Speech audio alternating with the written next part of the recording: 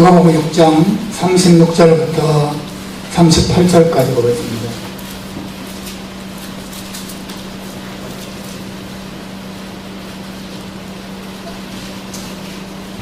우리 한 절씩 교독합시다. 너희 아버지의 자비하심 같이 너희도 자비하라. 비판하지 말라. 그리하면 너희가 비난을 받지 않을 것이요. 경쟁하지 말라. 그리하면 너희가 정죄를 받지 않을 것이요. 용서하라. 그리하면 너희가 용서를 받을 것이요. 같이 읽겠습니다. 주라. 그리하면 너희에게 줄 것이니 곧 보유되어 누르고 흔들어 넘치도록 하여 너희에게 안겨주리라. 너희의 헤아리는 그 헤아림으로 너희도 헤아림을 도로 받을 것입니다. 아멘. 여러분이랑 하나님 앞 지난 4일간 사경에서 꿈같이 지나갔습니다. 그죠? 저는 꿈꾼 것 같아요. 너무 달콤하게 지나갔고 또 은혜 가운데 지나갔습니다.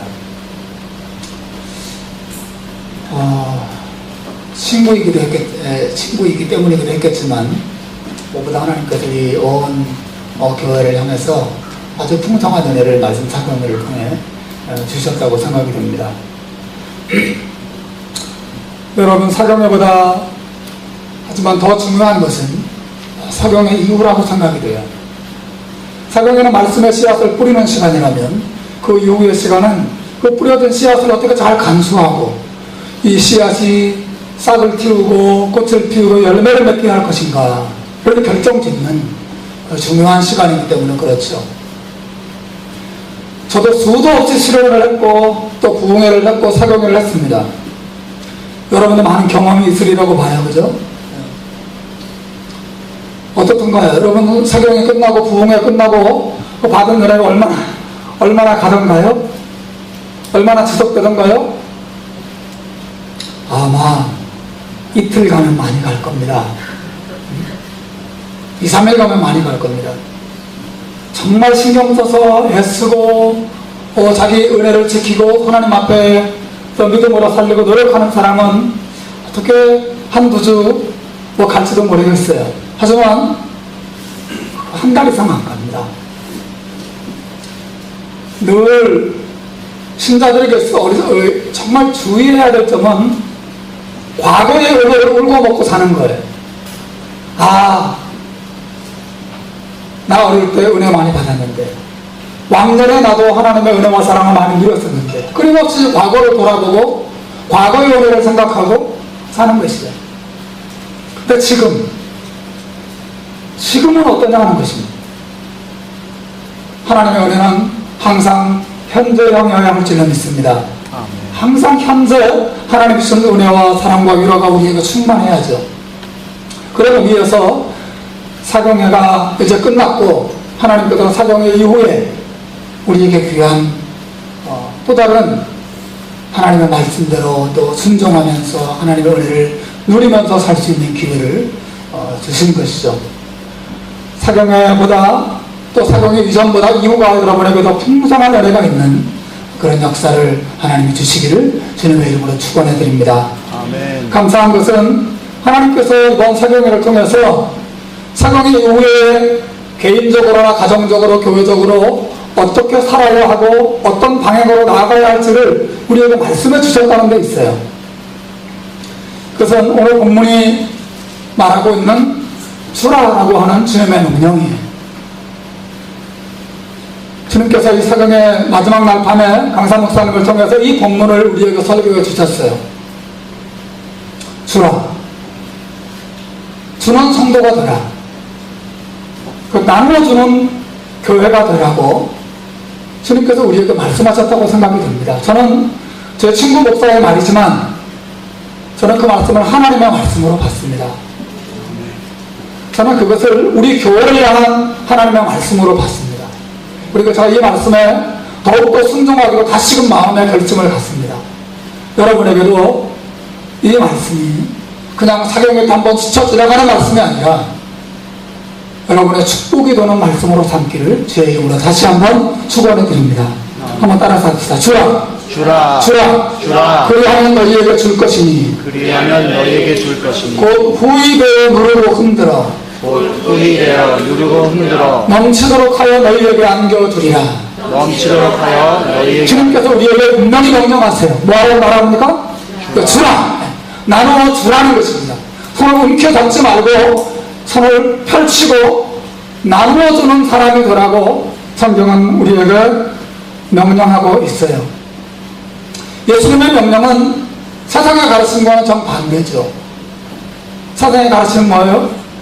더 많이 가지라는 것입니다. 적으라는 것입니다.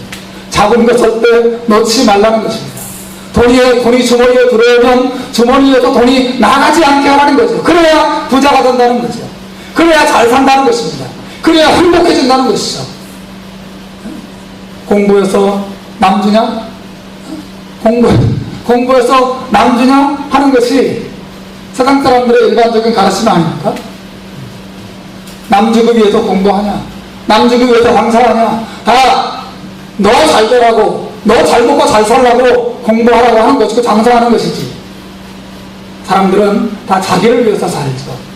자기의 만족, 자기의 행복을 위해서 삽니다. 주기 위해서 모으는 사람 없습니다. 사람들은 모으기 위해서 줄 뿐이죠. 모으는 데 관심이 있습니다. 더 많이 모은 사람을 부러워합니다. 나도 모아야지. 악착같이 모아서 남부럽지 않게 살아야지. 여러분, 이것이 세상 사람들의 가치관 아닌가요? 야고보서 4장 1절 2절에서 야고보 기자가 세상 사람들의 그러한 가치관을 분명히 말한 바 있어요. 한번 스크린을 보시고 야고보 4장 1절 2절을 한번 읽어 보십시오. 중간쯤 있죠? 그죠? 한번 읽읍시다. 시작. 너희 중에 싸움이 어디로 다툼이 어디로 좋지 않느냐. 너희 지체 중에서 싸우는 정욕으로 좋지 않은 것이 아니냐. 너희가 욕심을 내어도 얻지 못하고 살인하여 시기하여 능히 취하지 못하나니 너희가 다투고 싸우는도다. 너희가 얻지 못하면 구하지 아니하며 라고 말하고 있어요. 물론 말씀은 너희가 하나님으로부터 얻기 위해서 기도하라고 말하고 있는 내용이긴 하지만 이 본문이 주는 교훈 가운데 하나는 이 세상 사람들이 얻기 위해서 싸운다는 것입니다. 사람들은 왜 싸웁니까? 사람을 왜 전쟁을 일으킵니까? 왜 사람들이 이 사회에서 치열하게 경쟁합니까? 왜 그래요? 더 많은 파이를 차지하기 위해서죠. 밥그릇 싸움 아닙니까? 더 큰 그릇을 준비하고 그 큰 그릇에 더 많이 채우고 더 좋은 것들 채우고 더 높게 쌓아 올리기 위해서 사람들을 공부하고 일하고 경쟁하고 뺏고 빼앗기고 죽고 죽이죠. 살벌한 세상이 되어가고 있습니다. 이 세상의 삶이란 한마디로 말하면 가지기 위한, 더 가지기 위한 싸움이에요.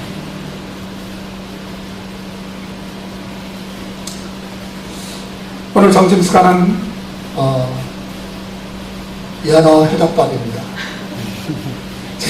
지난주에도 우리 회덮밥을 먹지 않았습니까? 이렇게 개척교회가 잘 먹어도 되나 모르겠어요.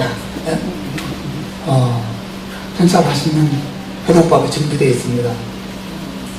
어제 우리 애들 중 한 사람이 그러다가 아빠 이 시드니에 신문에다가 우리 교회 다음 주 점심이 뭔지 광고하면 한국 성도들이 많이 오지 않을까요? 그런 말 하는 거예요. 야, 그것도 굿 아이디어긴 하다 말했습니다. 어제 그래서 이제 영화배를 준비하고 다 이렇게 잘라서 오늘 점집사를 준비했는데 어제 저녁에 우리 식구들은 또 우리 식구들만을 위해서 조금 더 사서 연어회를 이렇게 초장에 찍어서 아주 맛있게 먹었습니다. 아내가 참 이렇게 회칼로 이정호 형제가 한국 가면서 그 주고간 일제 회칼이 있습니다. 잘 됩니다. 그거 이렇게 쫙 썰어서 이렇게 접시만큼 담아서 회를 두껍게 쌓아놨어요. 다들 이제 배가 고프니까 식탁 위에 올라온 그 회를 보고 회 정탈전이 벌어졌습니다. 젓가락이 막 난무하고 나는 그래도 점잖게 이렇게 깻잎을 이제 우리 저 뒤에 그 민영표 집사님 주신 깻잎을 이렇게 해서 깻잎에다가 회도 이렇게 잡아서 초장에 찍어서 또 올려놓고 또 고추도 썰어놓은 거 이렇게 올리고 밥도 올리고 이렇게 천천히 먹는데 누구라고 말할 수 없지만 아무개는 그냥 잡아가지고 찍어서 먹고 찍어서 먹고 얼마나 빨리 먹는지 몰라요. 그래서 제가 너무너무 화가 났습니다. 그래서 말했어, 얘들아 지금부터는 다 깻잎에 싸먹도록 하여라. 저 명령을 내리지 않을 수 없었어요. 다 속도 조절. 그 맛있는 회를 그렇게 빨리 혼자 다 먹어버리면 어떻게 하냐 라고 하는 마음이 부끄럽게도 제 마음에 막 생겼어요. 천천히 먹자, 천천히. 좀 골고루 서로 나눠 먹자. 그런 마음 가졌어요. 그래도 마지막 남은 회를 서로 먹으려고 달려들어서 결국 제가 뺏기고 말았습니다. 여러분, 이게 세상 이치죠. 더 좋은 것, 더 맛있는 것, 더 귀한 것, 더 질 좋은 것을 자기 입에 넣어서 자기 배를 채우고자 하는 것이 세상 사람들의 마음이고 또 우리의 본성 아닙니까? 우리의 본성이죠. 다 나를 채우는 것. 하지만 여러분, 우리 주님은 신자들을 향해서 정반대의 삶을 명령하고 계세요. 가지려고 하지 말고 네 입에 넣으려고 하지 말고 남의 입도 생각하고 남의 입에 넣어주는 사람이 되라고 주님께서 우리에게 명령하시는 것이에요. 사실 이것은 불신자들에게 주시는 말씀이 아닙니다. 이 말씀은 신자들에게 주시는 주님의 명령이에요. 말하자면 주님은 신자들의 삶의 특징만 주는 것이 되어야 한다고 말씀하시는 거예요.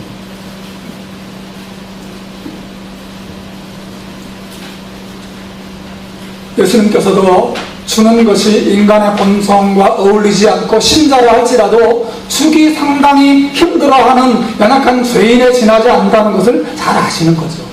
그렇기 때문에 명령하고 계십니다. 주라. 그러면 너희에게 줄 것이다. 너희들이 사람들에게 나누어 주면 사람들이 그것 받고 너희들에게 줄 것이고, 뿐만 아니라 너희가 나누어 주면 내가 너희들에게 채워줄 것이라고 약속하고 계세요. 그럼 너무 놀라운 말씀 아닌가요?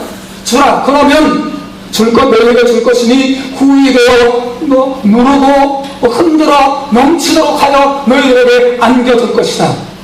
왜 이렇게 예수님이 아주 강조하고 이 사실을 부단히 우리에게 강조하고 계십니까? 이유는 하나에 우리가 너무 주기 싫어하는 사람인 것을 아시기 때문이죠. 그렇기 때문에 유혹하시는 것입니다. 아니, 유혹이라기보다는 격려하시는 것이죠. 약속하시는 것입니다. 주면 내가 줄 것이다.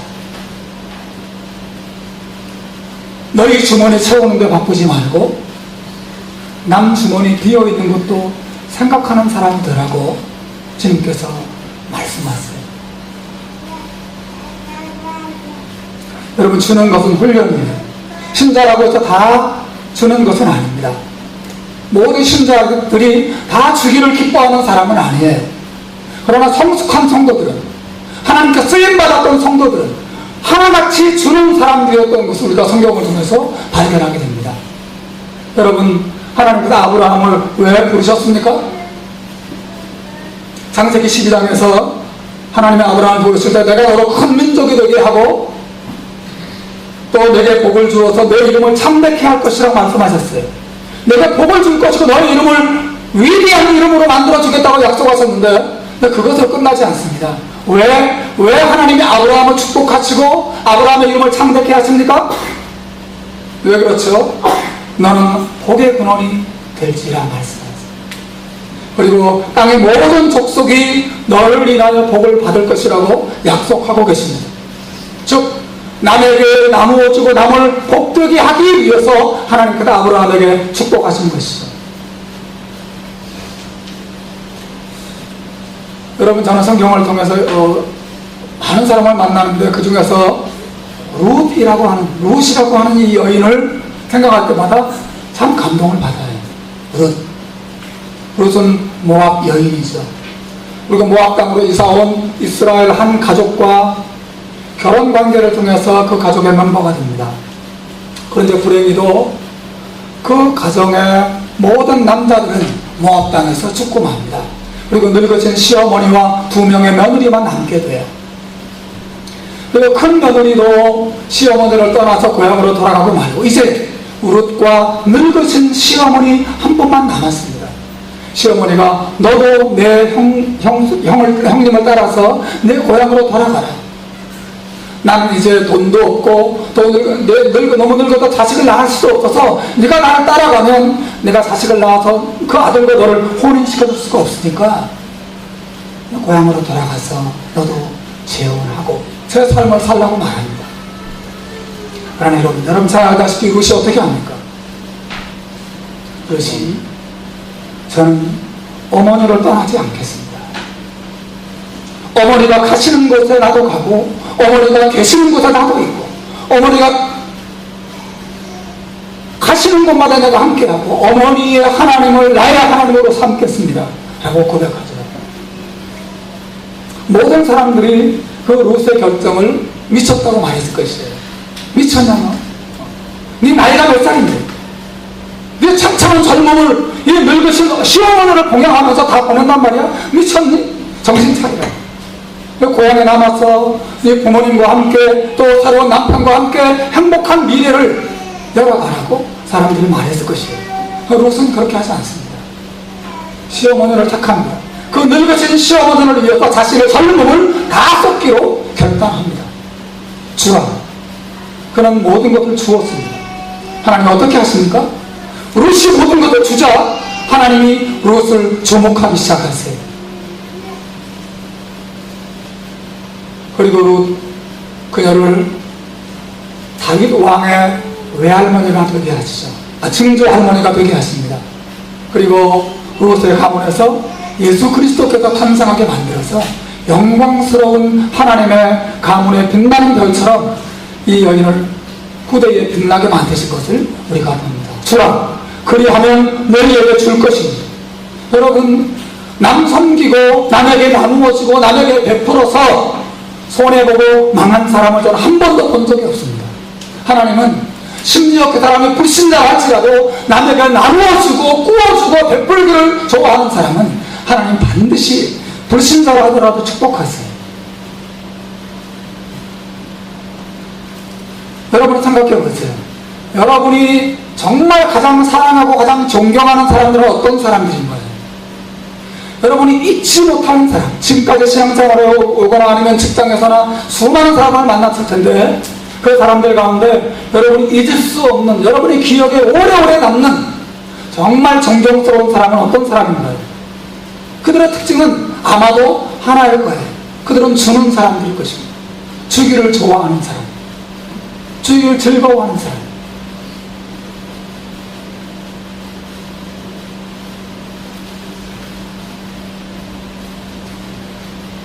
하나님은 주는 자에게 주십니다. 움켜잡는 자에게 하나님이 더 이상 주지 않으십니다. 그리고 움켜잡아도 움켜잡은 것 때문에 그는 죽습니다.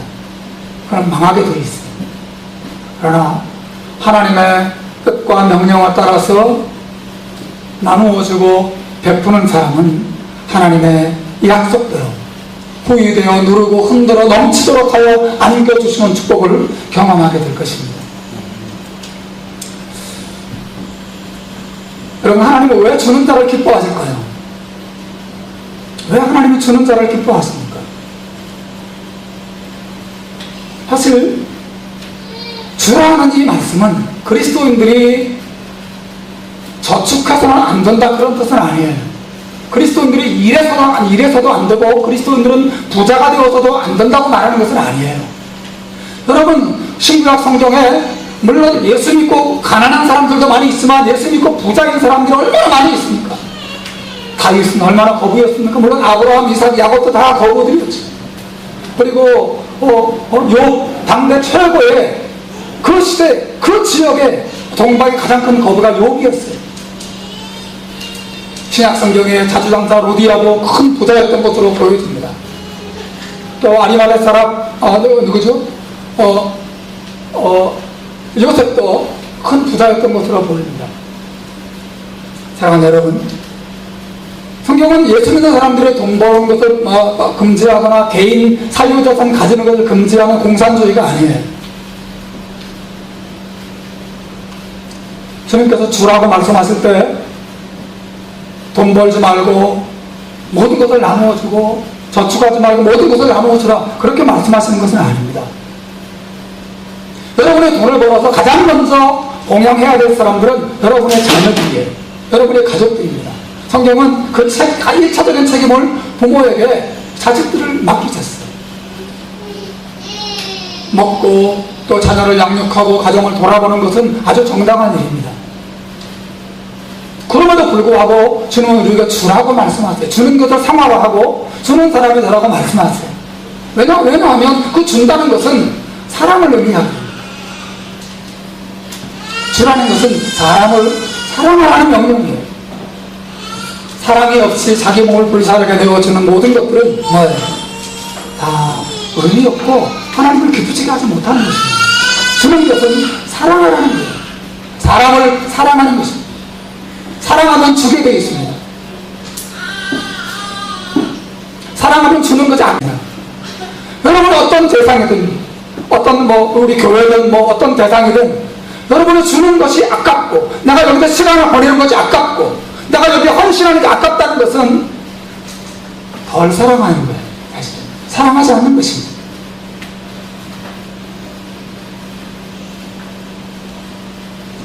주님께서 주는 자를 기뻐하시는 이유가 여기 있습니다. 그것은 사랑의 분명한 증거이기 때문에 그래요. 주님, 제가 주님을 사랑합니다. 제가 하나님을 사랑합니다. 그렇게 고백한다 할지라도 그렇기 때문에 그 사랑의 증거를 나누어 주는 것으로 보이지 않는다면 그 사랑은 공허한 것입니다. 주님을 사랑한다고 끊임없이 말하지만 항상 주님으로부터 주어지는 모든 것을 자기 지갑에만 넣어두고 자기 주머니만 넣고 더 이상 열지 않습니다. 하나님의 나라와 또 잃어버린 영혼들과 고통 중에 있는 영혼들을 돌아보지 않고 나누어줄 줄 모르는 사람들, 하나님으로부터 은혜 받는 것만 관심이 있고 그 받은 은혜와 사랑과 축복들을 나누어 주는데 인색한 사람들은 주님을 사랑한다는 그 고백은 사실은 아주 공허한 것이에요. 사랑하면 주게 되어 있습니다. 하나님께서 주는 사람을 기뻐하시고 주는 사람을 축복하시는 이유가 거기 있습니다. 주님은 그냥 그 주는 행위만이 아니라 그 안에 있는 주님을 향한 진실한 믿음과 사랑을 그 주는 행위를 통해서 확인하시기 때문에 그렇죠. 저는 정말 믿습니다. 저는 여러분 어떻게 생각하는지 몰라도 저는 어떤 사람의 신앙을 그 사람의 성경 지식이나 또 그 사람의 여러 가지 화려한 이력을 통해서 확인하지 않습니다. 그 사람이 얼마나 주기를 즐거워하는 사람인가. 칭찬을 주고 위로를 주고 문자를 보내주고 또 기도를 보내주고 또 긍휼을 나누어주고 부족저 없는 돈이지만 쪼개어서 손에 차비라도 하고 지어줄 줄 알고 그렇게 줄 줄 아는 사람이 정말 참된 믿음을 가진 사람이에요. 끝없이 하나님께 주십시오 주십시오 주십시오 달라고만 하고 받는 일에만 기뻐하고 감사하고 하나님께 받은 것들을 나누어줄 줄 모를 때 그 신앙은 아직 어린 것입니다. 아주 어린 것이에요. 성숙한 모든 하나님의 사람들은 주는 것을 기뻐합니다. 여러분, 하나님께 여러분에게 왜 주셨어요? 왜 주셨어요? 네? 네, 주라고 주신 거예요. 주라고 주신 거죠. 주지 않아도 되는 사람은 단 한 사람 있어요. 나는 하나님께 받은 것이 없습니다 라고 말한다면 그 사람은 주지 않아도 돼요. 나는 하나님께 받은 것이 아무것도 없어서 줄 것이 없어요. 얼마나 교만한 말이에요. 그렇지 않습니까? 아주 교만한 거죠. 그래서 많은 사람들이 나누어 주라고 하면 나는 가진 것이 없는데요? 라고 말합니다. 있어야 주지요? 라고 말해요. 그러면 정말 가진 것이 없는 사람이 있을까요? 하나님께 받은 것이 없는 사람이 있겠습니까? 여러분, 이 자리에 있는 모든 사람들이 줄 수 있어요. 하다못해 저기 앉아있는 우리 예준이나 예나도 줄 것이 있어요. 아이들도 주죠. 웃음을 주죠. 엄마를 기쁘게 해주죠. 여러분도 나눠줄 것이 있습니다. 여러분 오늘 교회 오실 때 주기 위해서 오셨습니까? 아니면 받기 위해서 오셨습니까? 물론 우리가 교회에 와서 하나님의 말씀을 받고 하나님의 은혜를 받지요. 그러나 여러분, 받는 일에만 관심을 가지고는 교회 생활 바르게 할 수가 없어요. 여러분이 교회 오실 때 오늘 내가 무엇을 줄까? 오늘 하나님께서 만나게 하는 이 사람들에게 내가 무엇을 나누어 줄까? 목사만 나누어 주는 위치에 있지 않습니다. 여러분도 말씀을 듣는 가운데 제게 무엇인가를 나누어 줄 수 있어야 해요. 설교가 끝나고 서로 만났을 때 무엇인가를 서로가 서로에게 나누어 주는 공동체가 되어야 합니다. 그때 교회가 아름다워지죠. 우리는 사람을 만날 때 어떻게 생각하죠? 저 사람은 나한테 뭘 줄 수 있지? 저 사람은 나에게 무슨 이익이 있지? 그런 생각해요. 우리 오늘 새 가족이 몇 분 오셨는데 여러분 새 가족을 보면서 무슨 생각합니까? 저 사람은 우리에게 뭘 줄 수 있을까? 이런 생각을 하지 않습니까? 아주 어리석은 생각이에요. 내가 이 사람에게, 우리 민정자매에게 뭘 줄 수 있을까? 내가 저 사람에게 뭘 줄까? 다가가서 인사를 주고 사랑을 주고 정을 주고 친절을 베풀어 주고 도움을 주고 대화를 주고 주는 거죠. 오늘날 사회는 정말 외롭고 고단한 세상이에요. 많은 사람들이 있어도 주지 않습니다. 외롭습니다. 제가 그때 아마 말씀해 주지 않았나요?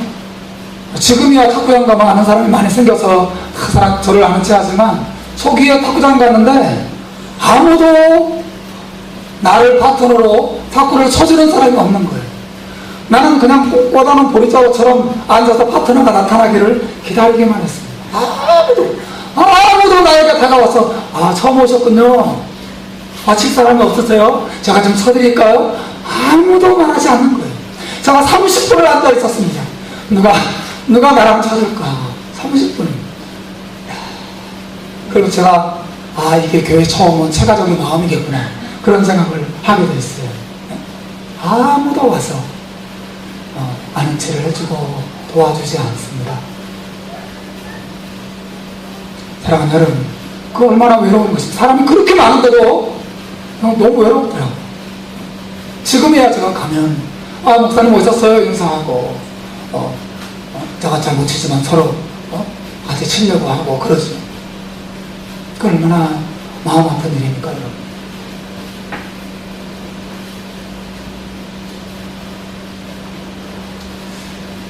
우리가 교회에 오든지 아니면 우리의 직장을 가든지 우리가 어디서 살아가든 우리의 삶의 목적은 주는 것이 되어야 합니다.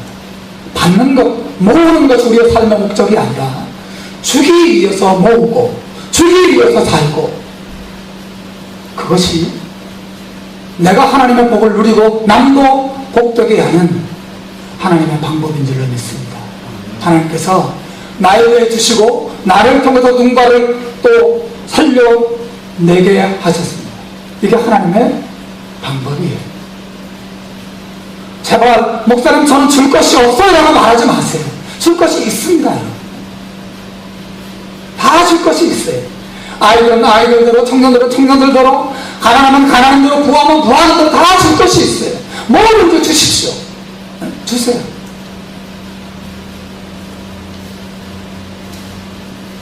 제가 문자 보내면 문자 답도 주십시오. 주세요.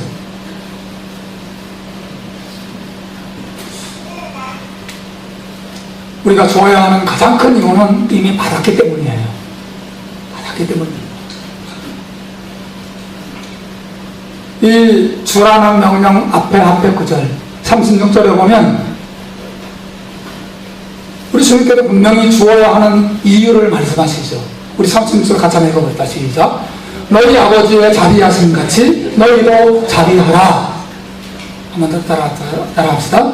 너희 아버지의 자비하심 같이 너희 아버지의 자비하심 같이 너희도 자비하라. 너희도 자비하라. 이 말씀 이후에 주라는 명령이 나오는 거예요. 너희 아버지께서 너희들에게 자비를 베풀어 주시고 은혜를 베풀어 주시고 사랑을 베풀어 주시고 관심을 가져주시고 용서해 주시고 또 물질을 주시고 건강을 주시고 모든 것을 주신 것처럼 은혜와 자비로 베풀어 주신 것처럼 너희도 그 받은 것들을 자비로 다른 사람들에게 나누어 주라고 말씀하시는 거죠. 우리는 받았기 때문에 주는 것입니다. 심지어 마태복음 10장 8절에는 더 아주 분명한 어조로 주님 명령하세요. 너희가 거저 받았으니 거저 주어라. 한번 따라서 하십시오. 너희가 거저 받았으니 너희가 거저 받았으니 거저 주어라. 거저 주어라. 여러분, 하나님 우리에게 조건 없이 사랑을 주지 않으셨습니까? 여러분, 우리가 하나님께 뭘 드려서 하나님이 조건적으로 여러분에게 사랑을 베푸시고 또 은혜를 베푸신 것입니까? 아니에요. 우리 거저 받았습니다. 예수 그리스도를 통해서 값없이 그 무한한 사랑과 은혜를 공급받은 사람들이 거저 받은 자들이죠. 늘 생각해야 됩니다. 거저 받은 자로 내가 이 하나님께 받은 은혜와 사랑을 어떻게 할까? 주는 사람이 되셔야 합니다. 주는 사람이 되셔야. 이 부분이 훈련되지 않으면 신앙의 성장, 신앙의 성숙은 아주 더디게 되고 많은 장애물을 가지게 됩니다. 그 안에서 가장 문제를 일으키는 사람들이 누굽니까? 주지 않는 사람들이에요. 주기 싫어하는 사람들입니다. 왜 나만 줘야 되냐고 불평하는 사람들이 그렇지 않습니다. 여러분, 남이 주기 때문에 내가 줘야 하는 것이 아니라 하나님이 주셨기 때문에 주는 것입니다. 상대방이 내가 100% 주는 것에 대해서 어떻게 반응하는가는 그 사람의 문제예요. 내가 하나님께 받았다면 상대방이 나에게 주든 주지 않든 나는 주는 사람이 되어야 해요. 우리 주변에 우리가 주어야 할 대상들이 얼마나 많이 있습니까?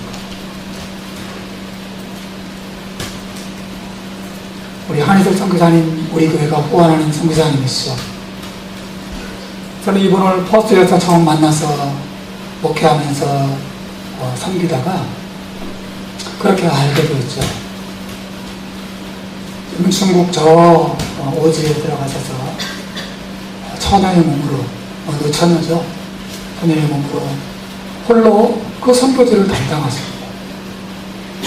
그럼 제가 보내드린 그 파일 다 받으셨죠? 그죠? 다 읽어보셨는지 모르겠어요. 갤럭시 모바일을 가지신 분들은 파일이 안 갔을 것입니다. 아이폰만 다 갔을 아이폰만. 그럼 제게 이메일 주소를 가르쳐 드리면 한번 쫙 보내드리겠습니다. 건강도 안 좋고 또 한국에서 후원하던 교회의 후원도 끊어져서 경제적으로도 많이 어렵고 또 공안들의 끊임없는 위협과 감시 아래 있고 그러면서 은밀하게 지하교회와 가정교회를 그 혼자 몸으로 자동차로 16시간씩 왕복하면서 그렇게 정말 고생하면서 복음을 전하는 선교사님이 있어요. 그분의 성경구절을 읽을 때마다 내 마음이 너무 뭉클하고 나는 이렇게 좋은 집에서 이렇게 편안하게 잠자고 그리고 안정된 환경에서 목회하지만 이 주님의 여정은 모든 불편함을 감수하면서 자신의 삶을 주님께 드리고 있다. 내가 이 선교사님을 위해서 뭘 줄 수 있을까? 그런 생각을 가지게 됩니다.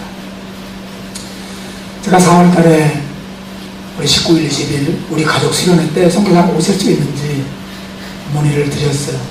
선교사님 오십시오. 우리 교회가 부족하지만 비행기 티켓 값이며 사실 김영호 목사님 이번에 오실 때 티켓 값 다 안 드렸어요. 자기 티켓 다 하고 왔습니다.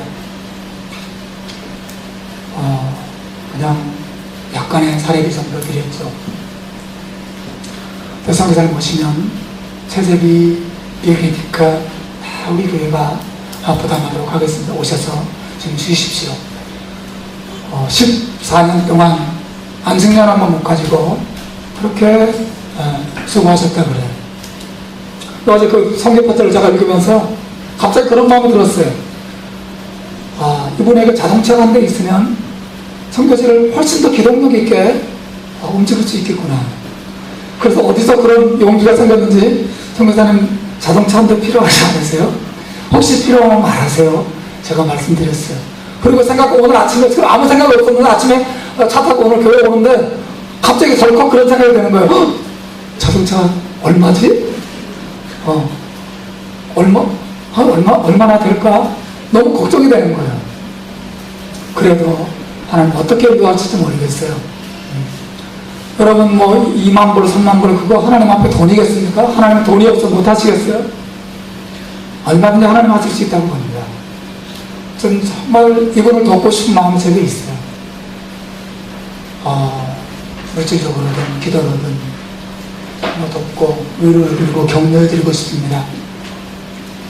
이번에도 우리가 성탄절날 보내드린 그 선교 선물을 받으시고 많이 감동받으시고 용기를 얻었다고 답장이 왔어요.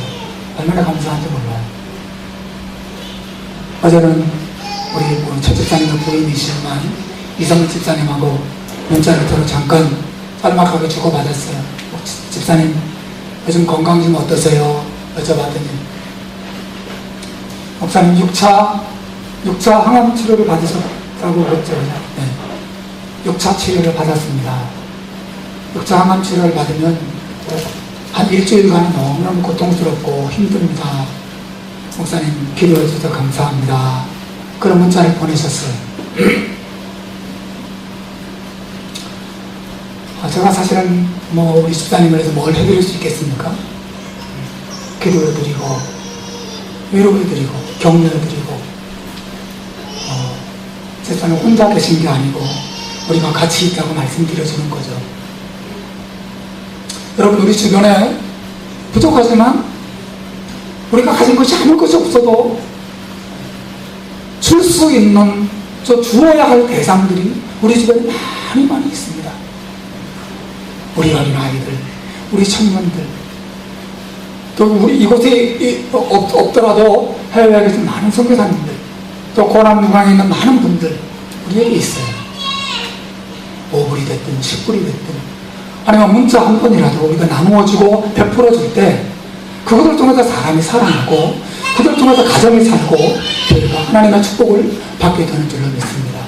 여러분 하나님의 축복을 받는 비결은 주십시오. 그래서 내 주머니 채우는 것으로 이루어지지 않아요. 바보 같은 짓입니다. 하나님이 주신 물질 뭐 할 겁니까 여러분? 주십시오. 주님을 위해서 드시고 사람을 위해서 드세요. 쓰면 놀랍게도 하나님이 채워주십니다. 저는 여러분에게 11조를 권면합니다. 여러분 11조 기쁨으로 하십시오. 단 5불이 됐든 10불이 됐든 그 기쁨으로 11조를 하나님께 하셨어요. 하나님이 그 물질을 반드시 채워주십니다. 구제하십시오. 가난하고 불쌍한 사람 나누어 주십시오. 주님께서 채워주십니다. 여러분 무엇이 되었든 여러분이 남을 사랑하고 남을 위로하는 데 여러분의 삶을 드리면 분명히 여러분에게도 그런 사랑과 위로가 사람들로부터 하나님으로부터 주어지는 것을 경험하게 될 것입니다. 기독교는 받는 종교가 아니에요. 저희들의 기독교는 주로서 사는 종교입니다. 하나님께서 우리에게 자기 아들을 주셨고 예수님도 자신의 생명을 주셨습니다. 줌으로써 세상을 살리고 나누어 줌으로써 하나님의 영광을 드러내실 것이 기독교죠. 사랑하는 여러분, 우리도 하나님처럼 우리 예수님처럼 나누어주고 베풀어주고 친절하게 다가가주고 웃음을 주고 위로해주고 격려해주고 도움을 나누어주는 삶을 살게 되길 바라요. 우리 이번